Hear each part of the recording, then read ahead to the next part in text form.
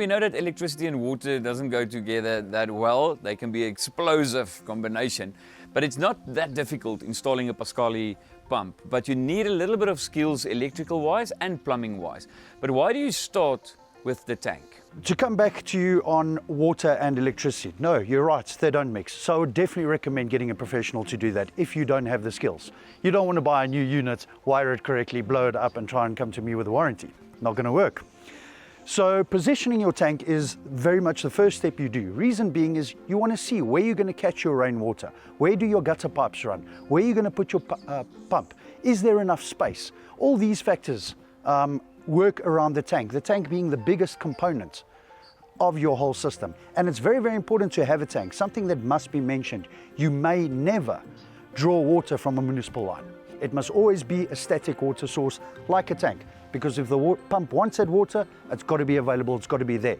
The reason you don't put it on your municipal line, it's already small, you already got problems in your house. Once again, your pump does not create water, it can only transfer what it's given. Charlie, how do you determine the size and the placement of your tank?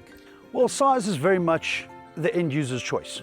That'll largely come down to how much water is required. 200 litres is not going to last a family of 4 people very long. So in that case, I'd rather go for something like a 5,000 or a 10,000. So it's very much on your usage. If you're living alone, a 500 litre tank is probably good enough reserve. Placing your tank, once again, very, very important, because that's going to determine where all the other components within your system has to fit. Putting the other components in first and then later realizing, oh, I don't have space for my tank, is going to just cause difficulties. Charlie, how difficult is it to get the electricity to the pump? Oh, not very difficult at all. That's once again where placement comes in. You have to have a power source. No power, no pumping capability. And then another thing to look at is also the cable sizing. Keep that in mind. That is, your kilowatts will determine the size of your cable. So the higher your kilowatts, in other words, the more power it's drawing out of your system, the bigger the cable it needs to transfer to your pump. Charlie, is there anything specific when you connect the inlet pipe? The inlet is probably one of the more important parts of getting connected correctly. First of all, make sure you know which is your inlet and your outlet. You don't want to draw water out of your system, you want to pump it into your system. Secondly, that straight piece of pipe before the pump, once again, 5 to 10 times the inlet diameter, straight piece of pipe to normalize your flow, and then the pipe diameter. The further away it is from your tank, the bigger the pump, the bigger the pipe.